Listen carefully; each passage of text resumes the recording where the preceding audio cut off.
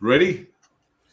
We are ready. How are you all doing? Francis, over to you, Squire. Welcome everybody. I tell you what, I was looking forward to today's session. It's going to be another busy one, and we've got so many great people on the session as well today.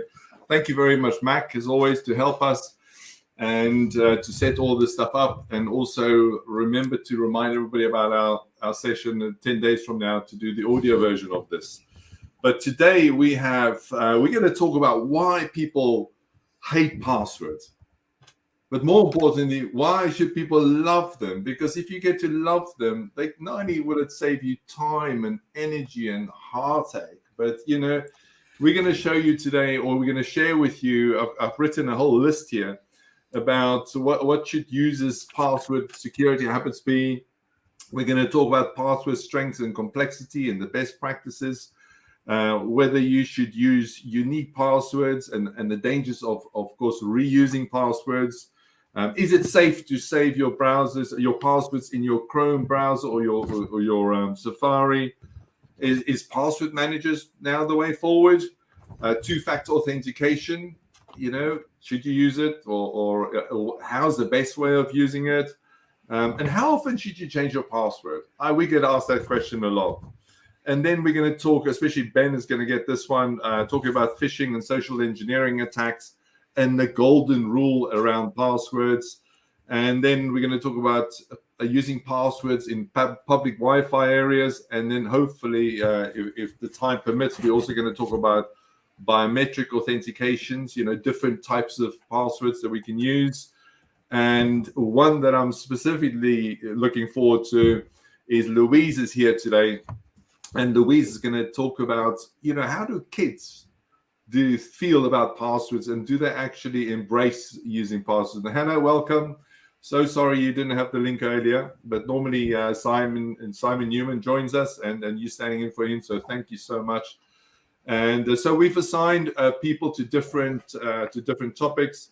And Hannah, I'm just looking down the list. I'll tell you shortly which one, unless there's one specifically that you want to talk about. But if I can ask all our panelists today, just to keep it short, 1 to 2, maximum 3 minutes, so we can get everybody to share their knowledge and their best practices. And for that, I thank everybody. They do it with their own free will and time. So everybody's here to help protect people that listen to these events. Today is our 5th event, and I encourage everybody to look back under the Security Everywhere LinkedIn page and have a look at the previous events we did. Last month, we did a whole session. We went over, actually, we did an hour and 15 minutes all around mobile security, and the feedback we had was phenomenal. So let's start the discussion today with Paul. Paul Newman, tell me, what's your view on password security habits? Because you do some amazing talks, and I've seen you on stage, and what you do scares me, even me. I'm sorry I scare you, Francis. I try and... Do you know what? Actually, no, I do scare people. I purposely scare people. And sometimes when I'm doing an event, especially if there's police in the room, they get very panicky about what I get up to. So to let everyone know what I do, I'm a magician and a mind reader, but I use my mind reading techniques to steal your passwords, your PIN numbers, your mother's maiden name, your first pet dog's name, all of that stuff that's, really unimportant, right? But I do it purposely. I want to scare you, and I want to entertain you, and I want to make you think. Now, you've just asked me to talk about password habits. I'm going to tell you some of the things that really, really knock me, okay? Some of the things that just really get me on my soapbox and make me want to almost pick people up and just slap them, because this is nuts. Number 1, don't put your passwords on a Post-it note next to your computer. For God, you are making this so easy for me, okay? Number 2, if you're married, if you've got kids, I love your husband, your wife, I love your kids, I really do. But please don't use their names for your password, okay? Because that is so easy. Then, if you start going, I'll be clever, I'll mix 2 of them, they'll never figure this out. Yes, I will. Okay, it will take me about 2 seconds. I'll have that one. All right, or your favorite son's name. If you've only got one son, for example, their name plus their date of birth. Come on. Right, this is stuff that I can research on you so easy on social media. I can have you done, and I'll have charge of your company accounts within seconds. Okay. Now we're going to make it worse. You and I, Francis, we both know that I can get access to programs that will brute force passwords, and they will trial things. So all of the things I've already said will take these programs about half a second to work out. If you start using words or a combination of a couple of words, maybe we're up to about 10 seconds. All right. But if you start to use a good password manager, if you start to use something that combines letters and numbers and symbols and does it between 25 to 50 odd characters, then I haven't got much chance. Okay. If you're using a password manager that takes it away from anything personal to you, I've got less chance. If you're doing this the right way, then you've got a chance of stopping me. Okay.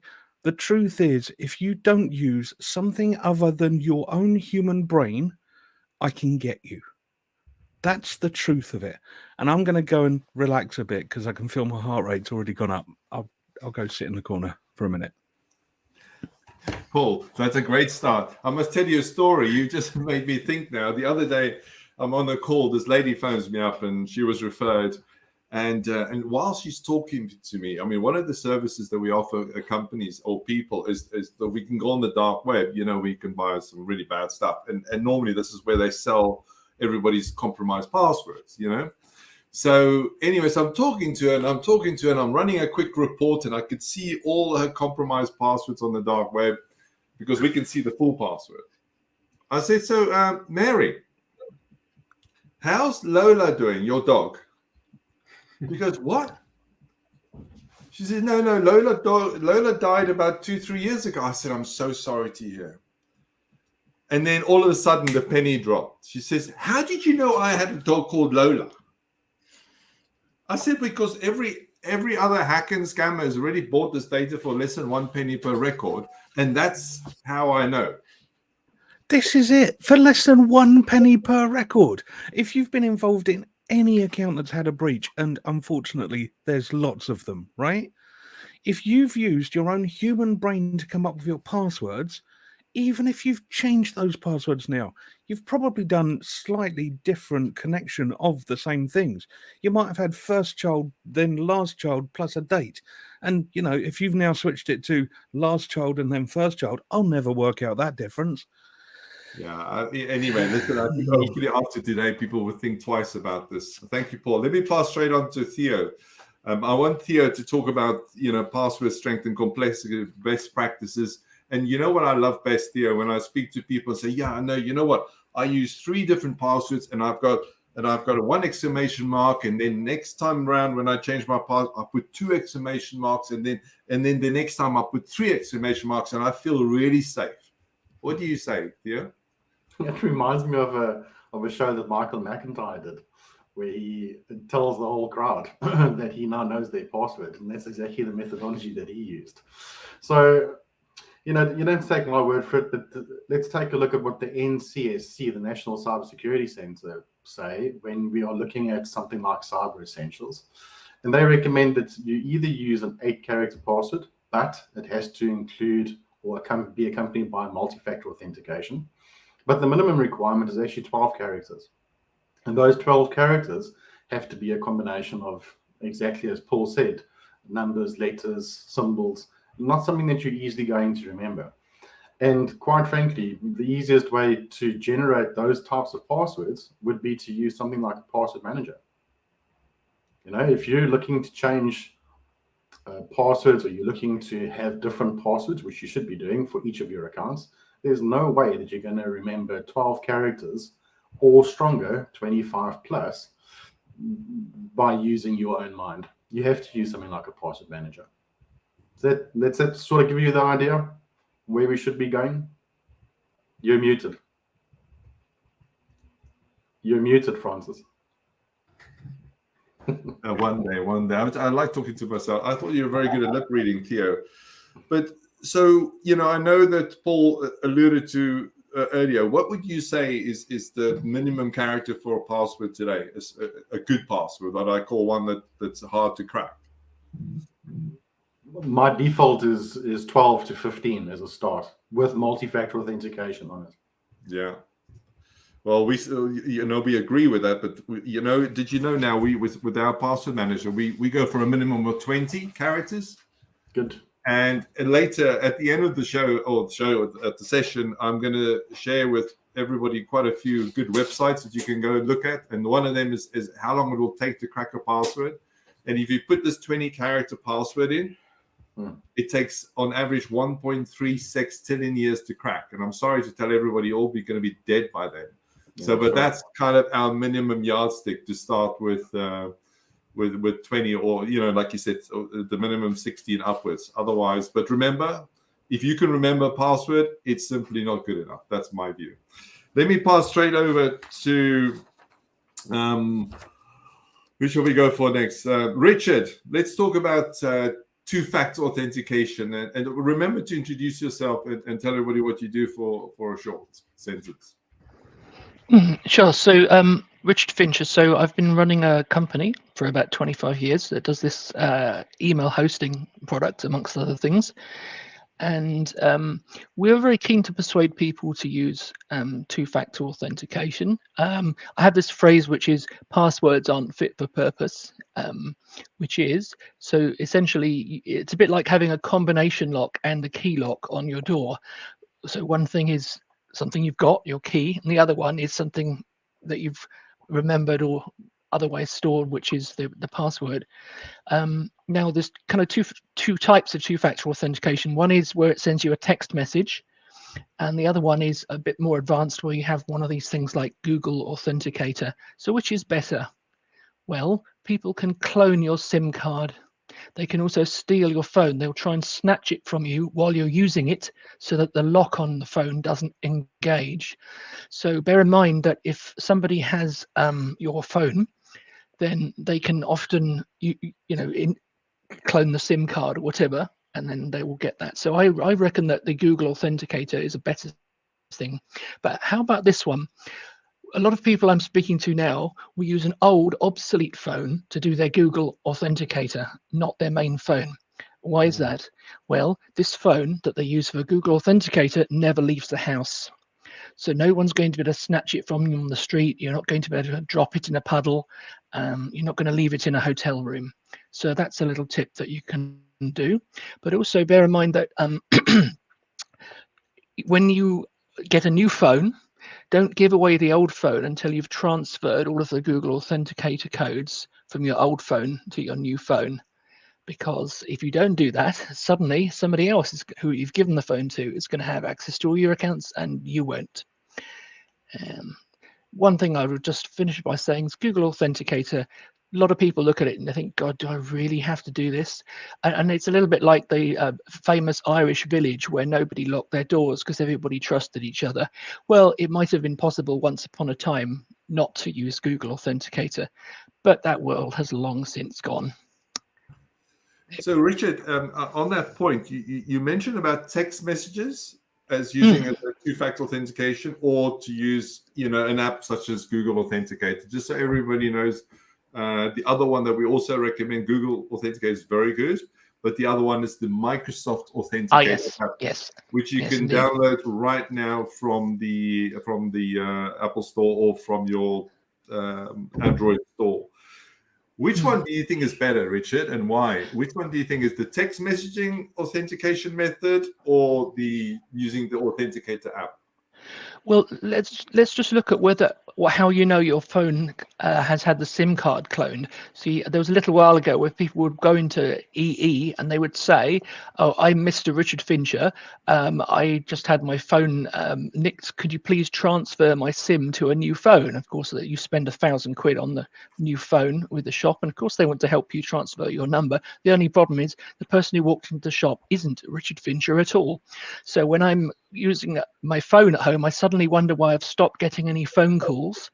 And after a couple of days, I start to investigate, and it turns out that all my phone messages and my text messages were going to somebody else. So that's why I don't particularly reckon that text messaging is the way to go on this. Now, the telephone shops, the mobile phone shops, they've clamped down a bit on this practice, and they now request that you go in with ID before they will change your SIM card to a new phone.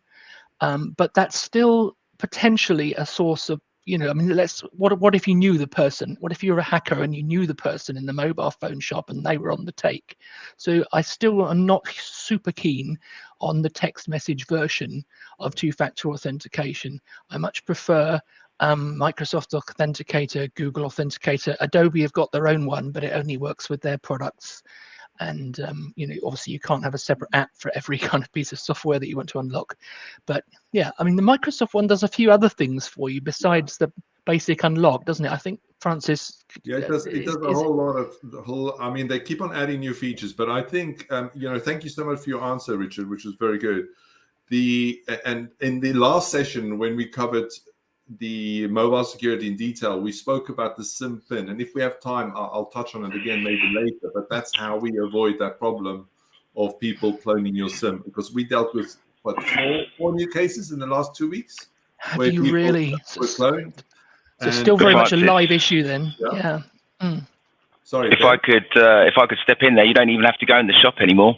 As we know, we had and we discussed on the call last week with the SIM swap. Now that we have eSIMs, yes, they can just provide. You can do it all online or over the phone, and you provide the identity of your phone, and then they apply their eSIM. And in the case that we had a couple of weeks ago, it was actually because the lady had set up her online account for EE 10 years ago when she first joined them. Completely forgot about it, never used it, but she had a weak password and no multi-factor. They hacked the account, ordered the eSIM, and that's how she had her. So you don't even have to know someone in the postal service to be able to intercept the SIM or go in, with fake ID or know someone on the take. It's all electronic, and because she set up this account years ago, forgot all about it, so used a weak password because obviously didn't have the concerns of today with multi-factor and what have you, and that's how easy it is now. Yes. Well, what you've just raised another interesting point as well, which is I'm sure we all know one or two relatives, or perhaps mother and father, that kind of thing, people who we sort of have an informal kind of security advisor relationship with, and obviously if you have kids, that goes with the turf completely. So when we consider these issues about which is best, do we do this, do we do that, it's tempting to just draw a little circle around ourselves and say, well, okay, I'm okay, but of course we should remember that there's always other people that look up to us in terms of security and vulnerability, particularly if parents are starting to get a bit forgetful, maybe even they've got an early onset Alzheimer's or something, and being there for them in this respect. So when you think of these questions, also think of the vulnerable people that look toward you as their informal security advisor within the family, or within the church, or whichever group that you're part of. Agreed, Richard. Thank you so much for the input and reminder at that point, because what we're busy working with and again, Anna's here with the London Cyber Resilience Centers, and talking. We're starting an education process for younger kids to start teaching the grandparents. Excellent. Which Well done. is great, because so we can go from the bottom up instead of the top down. So yes. Ben, I want to move over to you, and I really wanted you to talk about things like passwords in browsers. Is it safe? Because we see that every single day, and then people wonder why they get hacked. Would you mind covering that topic, please? Just going to carry on the two-factor first of all, and the one that we missed out, of course, we've mentioned about text, the authenticator apps, password managers. Password managers will support the MFA now. Yes. And the key thing with that is it's all automated. So obviously you have to have an authenticator app to access your password manager. But once you're in your password manager, it auto completes it all for you. So actually, if you're in and out of online resources like I am all day, it's a real productivity, and a time saver having the multi-factor in the password manager. And that brings me on to a question we had from in the chat from Sarah Wallace. Two-factor authentication is difficult for the likes of VAs, PAs. It used to be, because of course it was tied to a device with either an app or a text message.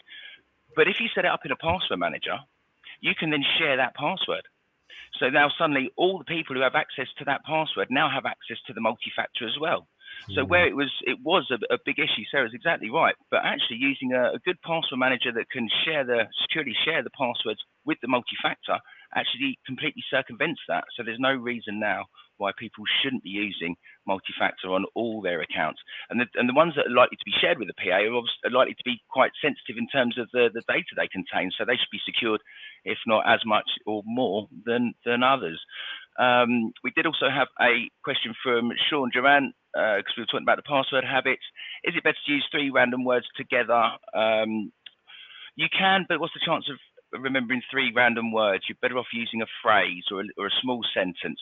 Red sky at night, living the dream, and then put some special characters and numbers in there to mix it up, because then you're more likely to remember it. But Sean, that is a very good question.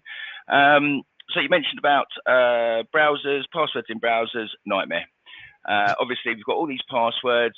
About 5 years ago, the browsers said that they'd save our passwords for us, making it really convenient. And then a couple of years ago, the hackers realized that they could exfiltrate them incredibly easily. They're not encrypted, they're saved in plain text. If you've got you don't even have to click on anything. You can go to a website, it's running an advert, the advert's been compromised. So it's nothing to do with the actual advert itself, it's a third-party advert. And because it's running on a script, it's running in the browser memory, and it can then extract all the passwords. As you well know, Francis, there's a website that has a password recovery tool, which does exactly that, where it goes and extracts all your passwords from browsers, and it can literally do it within about 30 seconds. Of course, the other thing of having your... Ben, 1 second. Depends how long it takes you to install the software. Every password from every browser. Remember, I've done a video on this. Yeah. Yeah.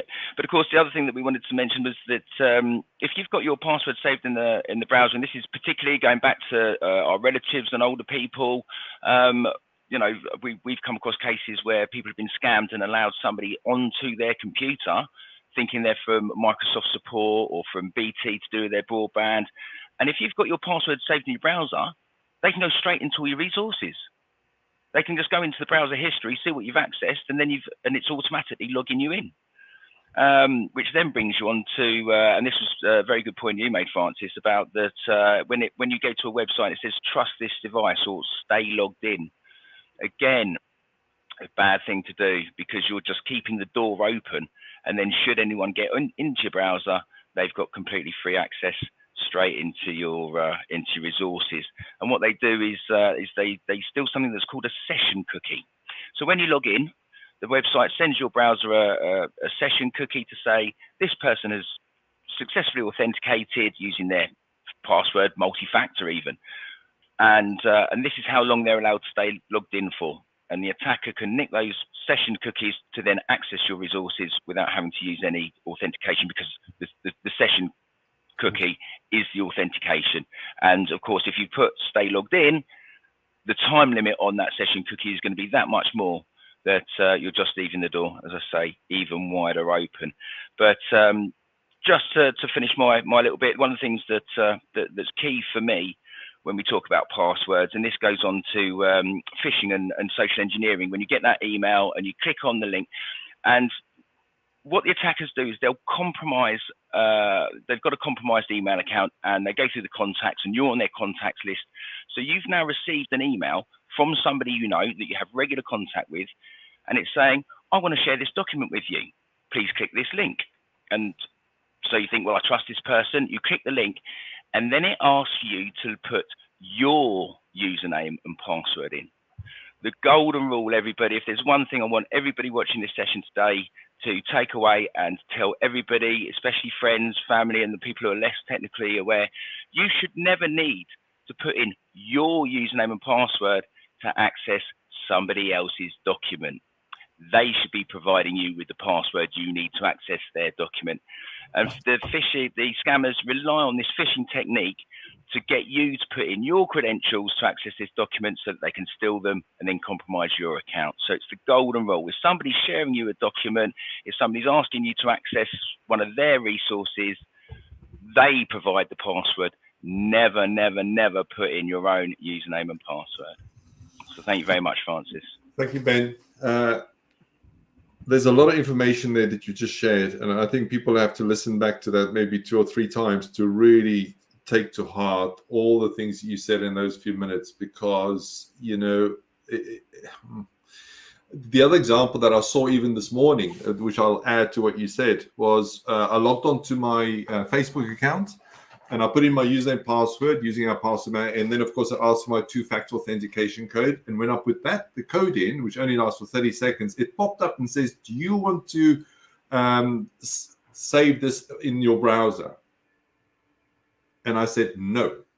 And my advice is always to say no, for that reason that Ben said, because the moment you say yes, the next time you log on to Facebook, it won't prompt you for the two-factor authentication code.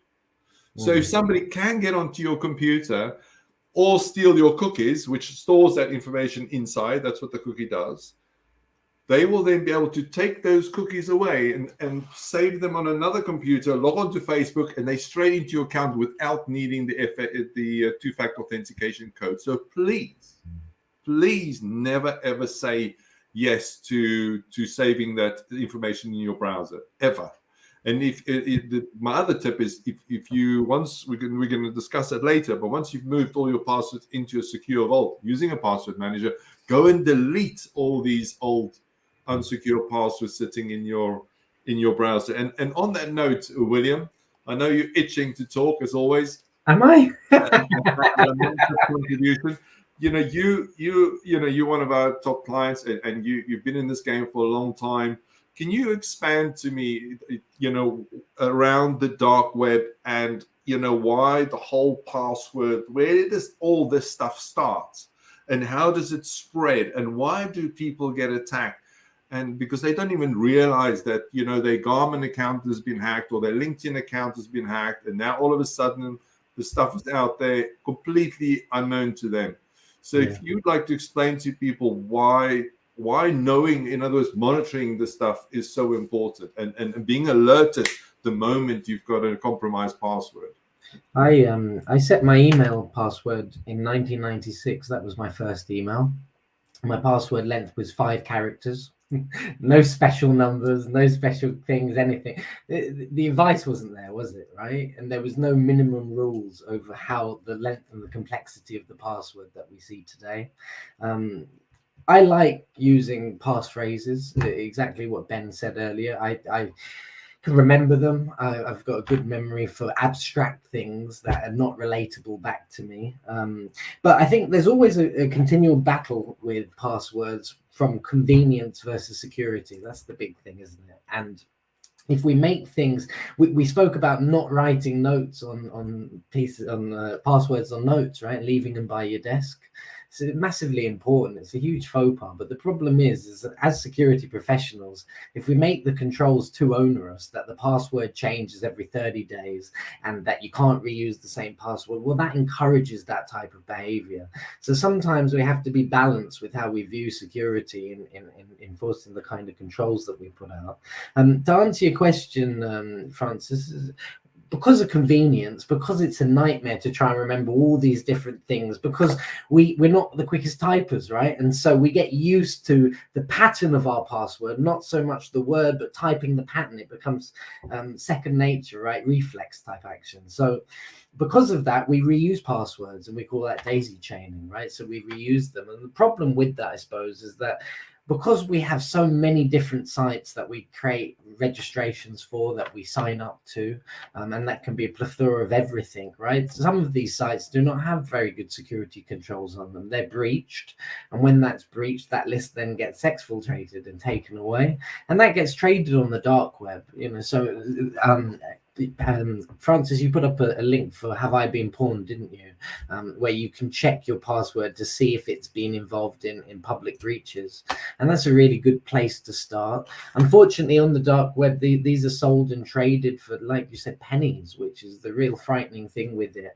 And social media, I left all my social media, right, basically, except for LinkedIn, because it wasn't doing anything for me anymore. But if I think about the value that had, if someone was to get onto my social media account when I did have it with 1,000 friends or contacts that I had, and then using that to either defraud them pertaining to be me, or to be able to harvest the data that I'd put on that thing.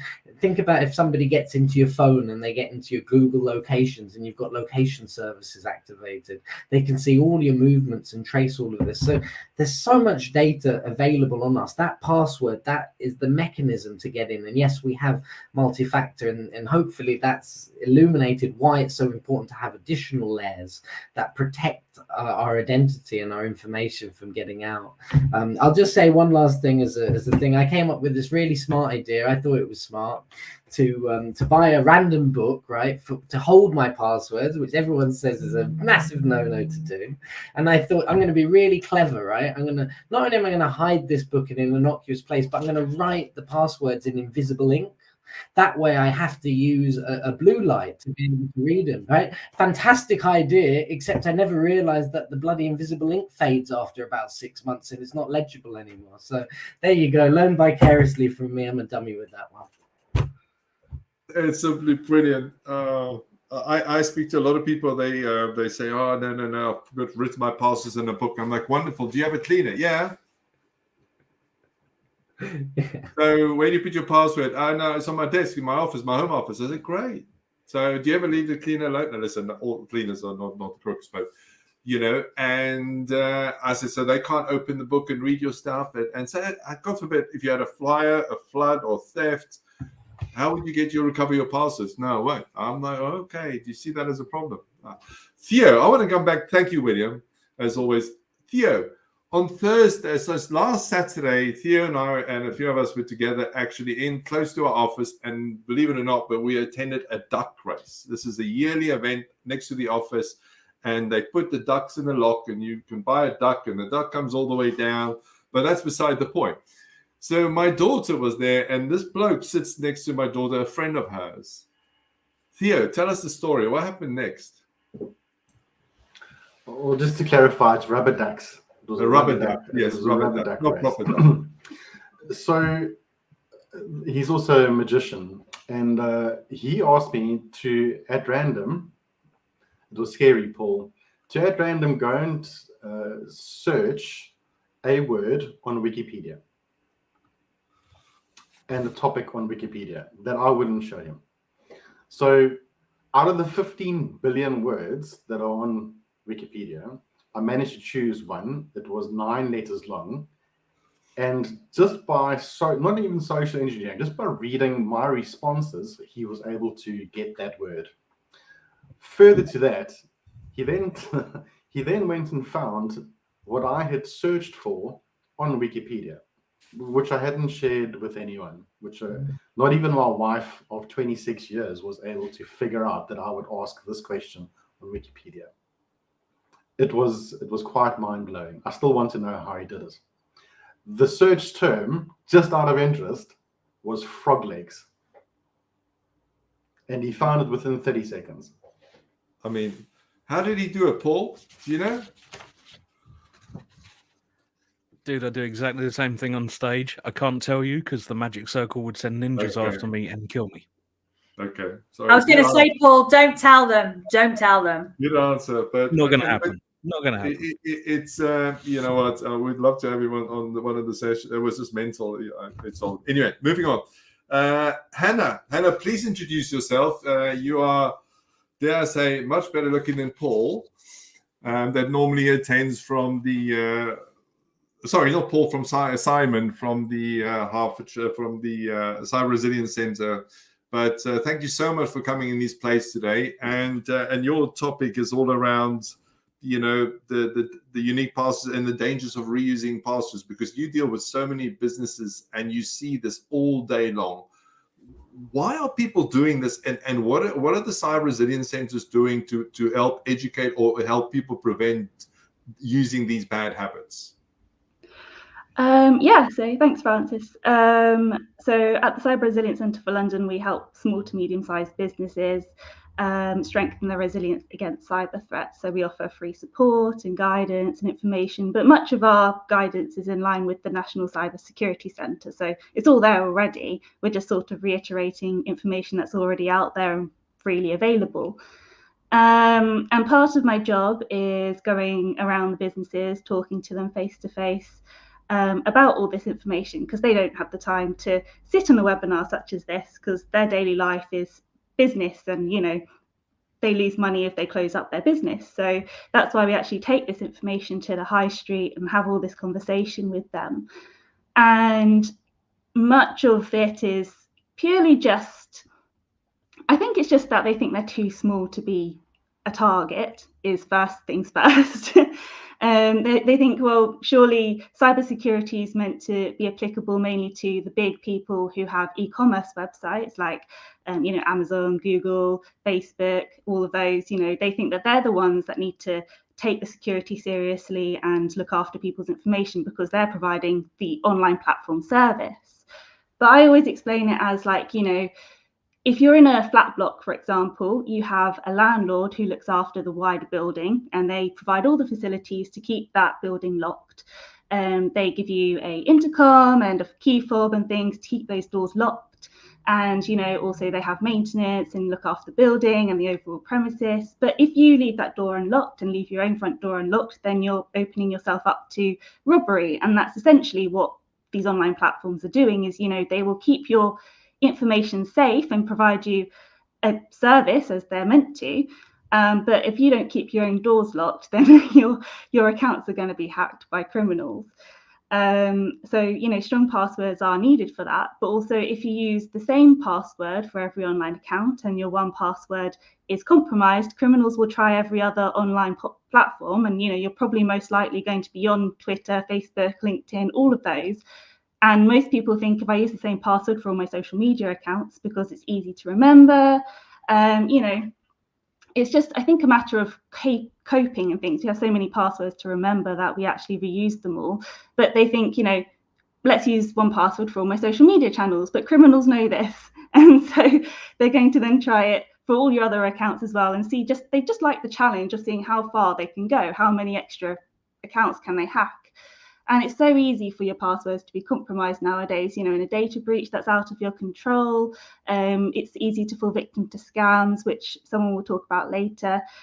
And, one password and like having to remember which then accounts you have that password for and having to change them all again is quite tiring. And so, having different passwords is definitely recommended because at the end of the day, can you remember which password you actually have the same password for? I mean, I have so many accounts, I've probably missed one and it'll be likely that one will also get hacked as well. And so that's where, we've had the discussion around password managers as well. I can't remember every password, but if I have a password manager, I can have a different password for every online account. That's up to 56 characters long or so, or as long as I want. I can't remember that at all, but a password manager can. So it's utilizing the technology that's out there and available for us that's there to help, and is better probably than our brains. That's really important information. But just to end what you're saying, you go out there as a cyber resilience center and constantly educating people. What are the resistance that you're seeing, with small businesses? I know that you said that they just think won't happen to them, but what's stopping them from implementing, a very good password manager? I think some of the attitude towards password managers is that they don't know they exist. So they don't know that they're actually there to help. And so some of the businesses we've spoken to and said, have you considered a password manager? Explain the reasons why. Then they're like, oh, that's actually a good idea. I might go ahead and do this now. Others who are more familiar with password managers think that, obviously they're a target for criminals and that obviously there's a risk involved in having them hacked, all your passwords are in one place, which obviously, yeah, they are. But it's weighing up that risk. It's having all your 20 online accounts vulnerable because of a weak password, or having them all locked really tight because your password manager can make them tight, and then hoping that password manager, if you use a reputable platform that hopefully takes their responsibility seriously, you're implementing two-step verification, having strong passwords on your password manager vault. On the whole, they're pretty much protected to the best of your ability, and it's weighing up those risks, So that's most of the resistance. Well, yeah. Thank you very, very much for adding, and you're welcome back anytime. Thank you. Thank you. So, because also, again, I'm watching the time here. We've got 16 minutes left, and we've got a few questions more to answer. Plus, Gary Brown, who does a lot of help us implement all our password managers for clients. He's brilliant because he normally spends an hour with each person that we onboard, and he's excellent at teaching people how to use our password manager. He's asked a question here. He said, what do we think on Google Password Manager? If you have Google or a Gmail account versus using a different password manager. Francis, if I may, Yeah. the Google Password Manager doesn't support multi-factor. So something like Keeper or LastPass, I think are the ones referenced in the question. Obviously, we actually use the enterprise version of Keeper as our password security service. They all support actually generating the multi-factor code as well. With the Google Password Manager, you've got to have the separate authenticator app. Yeah. Which is a great, and that comes back to the question that was asked earlier. Remember about, can we share the two-factor authentication code? And a lot of people do not use this because they don't know that there's actually a way to fix this problem securely. Okay, so moving on, little time. Let's go for Louise. Sorry, Francis. Yeah. Francis, can I just quickly pick up on the other couple of questions? Yeah, please. So go for it. Michael Collin was asking, does the Password Manager link between devices? Yes. So you have one account that you pay for, and then you have the app installed on all of your different devices. So whether that's a web browser extension that can be on your iPad or on an actual computer, or you can have an app on your phone, and then you've got access to all your passwords across all your devices. Who else? We also had one from LinkedIn user.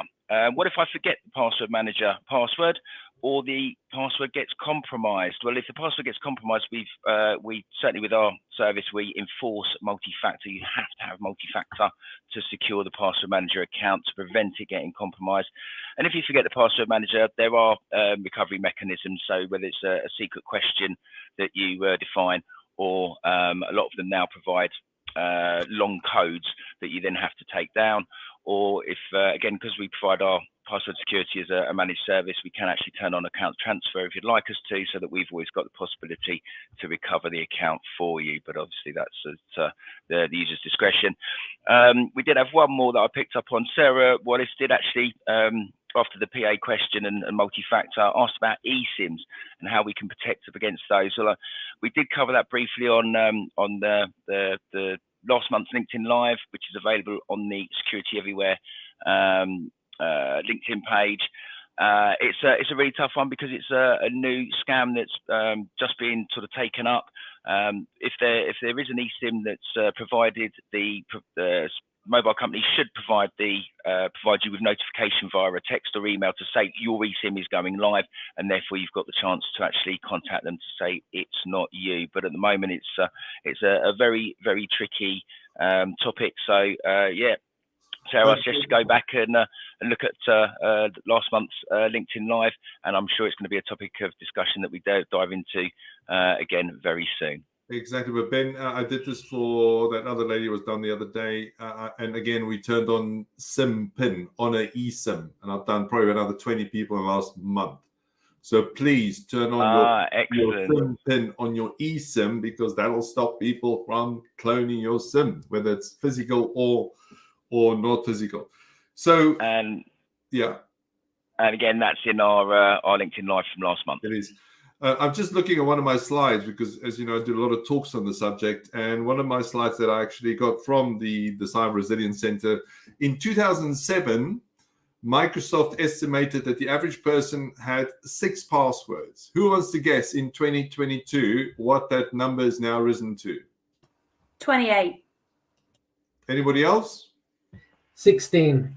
No, 50. I'll go for 100. How many, Richard? I'll go for 50. 100. 50. What did you say, Theo? 100 plus. Between 70 and 80. Well, that was in 2022. So that just shows you probably this year, I reckon you're closest, Theo, close to 100. And that's why, for me, the whole idea of the 3 words, it's okay, but only if you can remember 70 to 80 words. Forget the advice. Rather go and get yourself a strong password manager, an enterprise one, protected with multi-factor authentication, and let the password manager generate all your passwords. I like to keep my brain really empty. And I just want to remember one sentence every 4 hours. I'm paranoid. So every 4 hours, my password manager logs me out, and then I've got to log back in with my authenticator code. It's annoying, but getting hacked is even 10 times more annoying. So, Louise, you know, you do amazing work with kids, and we Thanks. always love to hear from you. Tell me, what is it with kids and passwords? I mean, you know, obviously AbSafe is a charity that educates children, young people on risk. And one of the risks that we cover is cyber resilience, we call it. And I think they don't even really know what passwords are. So when we talk about basic education, I mean, if somebody, say they learn it in school, the teacher, they may cover it because it's part of their outcomes. They don't listen because they're too busy doing other things. And they usually think it means their passcode to their phone. So when we say, like, what's your password? And they go, we're not going to tell you. And I said, well, how long? I said, I don't want you to tell, but how long is it?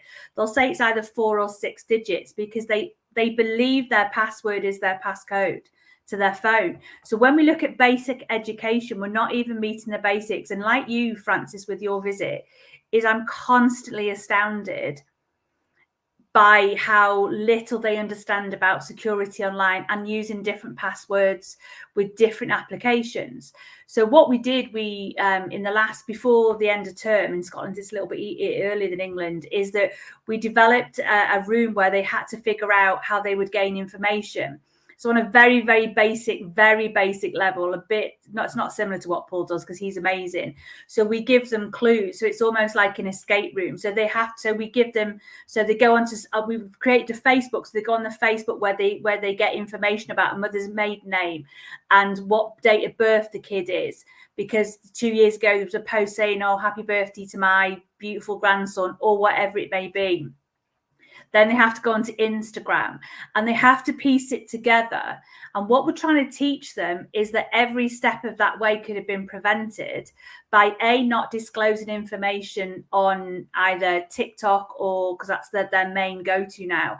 And also is that it's not that hard. And then we say to them a bit like Hannah was saying, and a bit like, but there are computer programs that do that in seconds.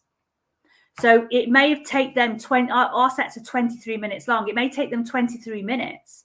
But if then you say, actually, there are computer programs that will break that down in seconds.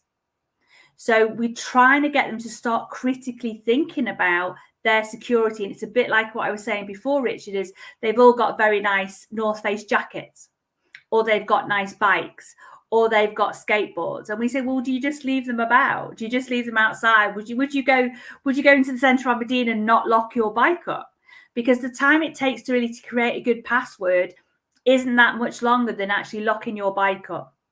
So we try and give them real examples of why security is important. And that doesn't even include who is linked to their account, whether it's their parents, their carers, their aunties, their uncles, and how that spider web of vulnerability occurs. And my other quick point is what Hannah was saying, is that I obviously operate a very small charity and we invest a lot of money in our cyber security. So we have a person that checks it. We've got systems running. It gets regularly checked and updated and cleaned. But what the problem is that funding is allocated on a provision. So unless the funders start saying, we will not fund you unless you have a sustainable and a relative security system on your devices, then we will not fund you. Because unless they include that in the funding for the charity, it's very difficult to charities to allocate funding to it. So if we get funding, it'll be allocated for a certain thing. And if they're not including cyber security in that, then it's very difficult then to allocate enough resources to that. So I think there's something about that needs to be acknowledged and almost increased on, that if you want to get that funding, you have to have that in place. Or we're going to allocate a fifth of your funding or 50th of your funding to cyber security, because unless that happens, then it's not in people's foremind, and then you can't then allocate it across when you get assessed what you spent the money on.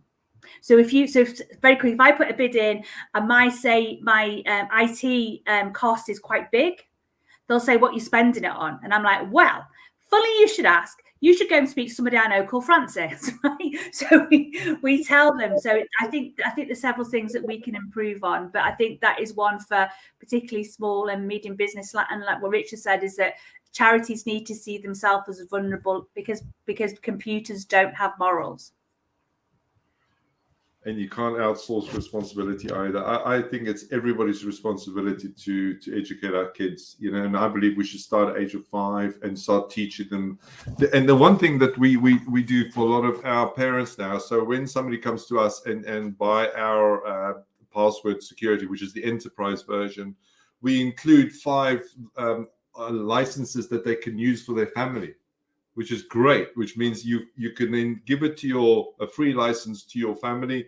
And then, of course, they can start at a young age to learn best practices around. And then they don't have to worry about remembering passwords either, and keep their brain safe, which apparently is quite funny according to Douglas. But that's I like your comment there, Douglas. Very, very good. So again, watching time, we've got 5 minutes, so the answers need to get much faster now, please. You also see, thanks to Mac, he's just put a link on the chat onto how long will it take a hacker to crack your password. And believe me, I think that's overstated by about 50%, but still, it's good. Go and click on the link. It uses an algorithm, so don't worry.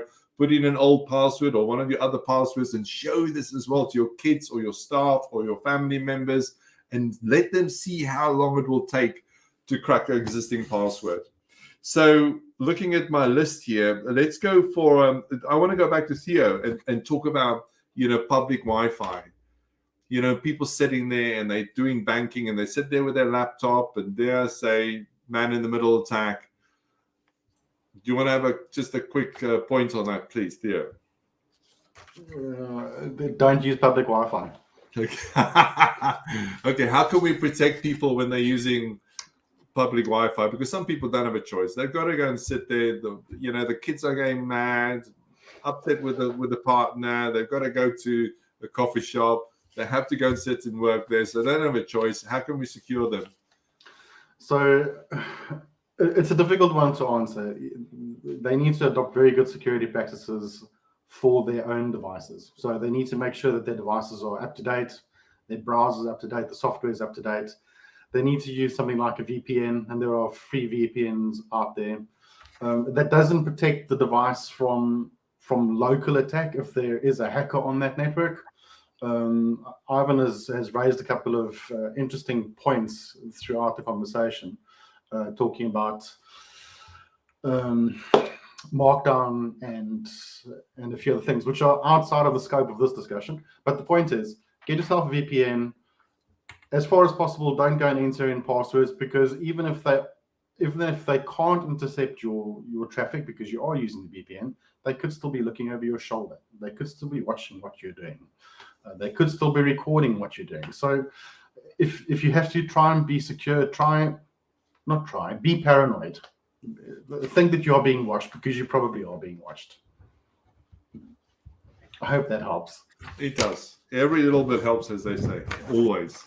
And again, please encourage everybody to go and follow these people on LinkedIn, and also especially with Paul. Paul does the most amazing talks, and he does this live. So please use his services, and everybody else you'll see when you link to their LinkedIn. They all do amazing stuff, and I thank them always for coming to contribute. Looking at the time, we've got 3 minutes now. Coming back to biometric authentication, people think, who is it? Jill asked a lovely question there. When will our face be our password? Well, it already is, because you're already using it on your iPhone or your smartphone, and one could argue that we look at passport control now when you walk through at an airport. So that's going to become more and more and more, and retina scans and things like that. But as we've seen with AI now, how people can, or using certain programs, you can now even fake people's faces, and they can fake you talking, and not even you. It's frightening, but it's happening. So not sure how that's going to pan out in future, because apparently only about 9% of businesses in the UK now are using password managers, which I find amazingly low, but that is increasing. So the other point I wanted to make is about if you look at how many keys do you need to open your car, the answer is normally 1. How many keys do you need to get into your front door of your house? The answer is normally 1. How many keys do you need to get into your dad's house or your mom's house, if you have a key, of course? Normally the answer is 1. So my point that I'm making here, how many keys do you think a hacker needs to get into your entire life? And the answer is 1. So that's why, for me, as a summary here, passwords are so important to love, because if you have unique passwords on every single account, your chance of getting compromised is so low, because at least they'll only be able to get into that account, or only into that, which is still bad, but at least they're not going to get into every account because you've only used 1 key for all your accounts. And on that point, Mac, I'm so sorry, I'm giving you a chance to talk, but I think we started 3 minutes late. If we can do 3 minutes. And also, I almost forgot, I'm going to be in a lot of trouble if I don't say this. I have a wonderful VA, and she's going to kill me if I don't make a mention. Johanna Reynolds, if she contacts you after this and just sees how you enjoyed the session, you know, she does work with me. She's amazing. If you need a VA, you need to talk to her. But Mac, you know, again, coming back to passwords, you know a lot about LinkedIn. And again, thank you for helping us today and doing these sessions. You know, and I know, if once your LinkedIn account gets hacked, and the main reason why it gets hacked is why.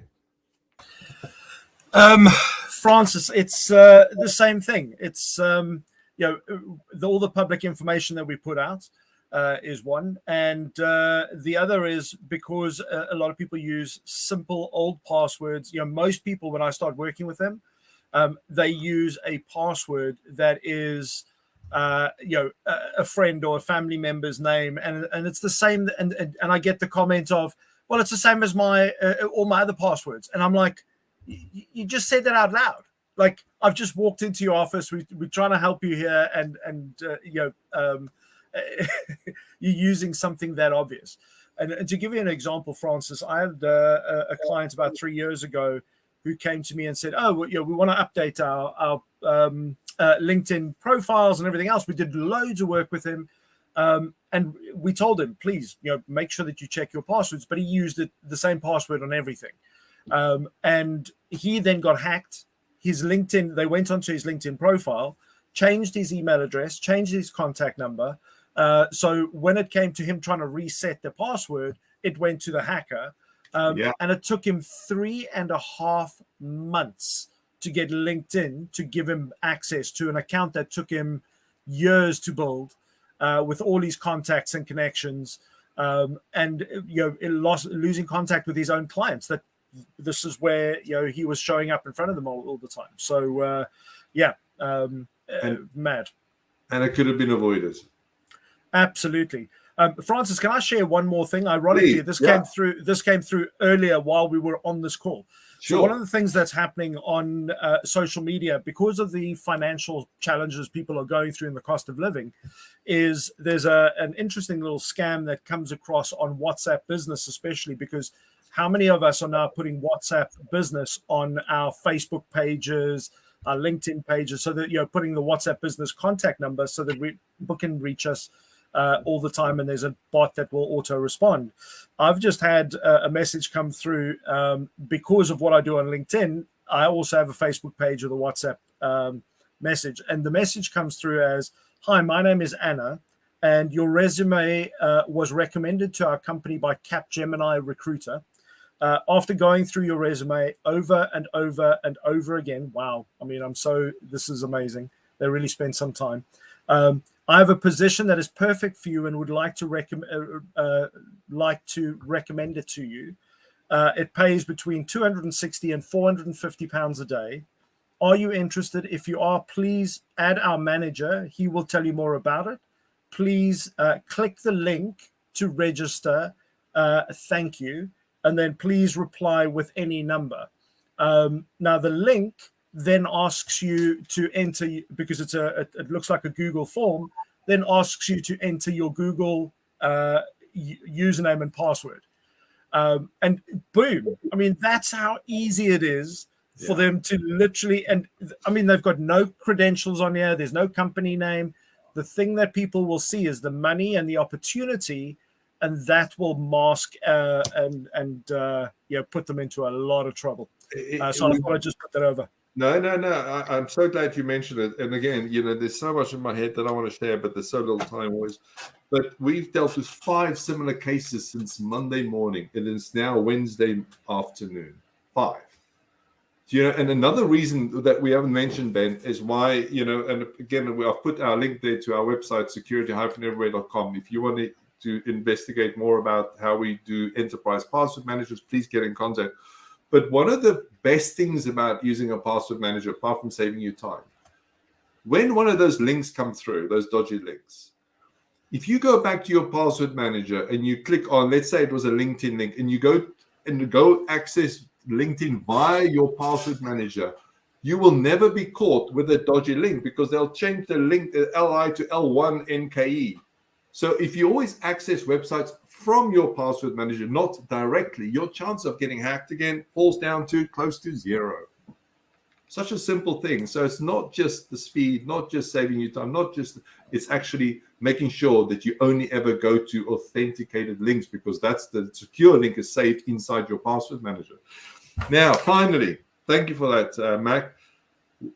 Mac decided we need to do LinkedIn radio. So we're doing LinkedIn radio when is it, Mac? 2 weeks Monday. 2 weeks Monday. There you go. So, and it's in the afternoon, because we get complaints from a lot of people in the US and other countries to say that we need to do this in their time. I'm like, okay, because Ben and I, we used to do what it was called Clubhouse. We did it all the way through COVID, every Friday afternoon between 1 and 2. So we thought, okay, let's try and help more people on LinkedIn. So that's that. And it's funny you should mention that about scams, Mac. You led me straight into what's next month's topic. We're going to cover scams. We're going to talk about all the scams that are currently going on, the new ones, the old ones. And of course, we're going to give you loads of different ways to make sure you're not one of those people that fall for the scams. So on that note, I wish everybody a great day. Please share these links to people you know and care for, because the more people we can share this information with, the more people will not get caught. Simple as that. So thank you for the panelists. Again, I remind you, please go and follow them on LinkedIn. Look at what they do. Use their services. Donate all the money you have to Louise's wonderful charity, because she needs every penny you can get to maintain. And I thank everyone for your time. And I'll see you at the LinkedIn Live session, where you can ask any question you like, and we'll be able to answer it. And you'll be able to come on stage and we'll talk to you. Thank you. Thanks, guys. Have a great day. Thanks. Bye. Thanks. Nice to meet everyone.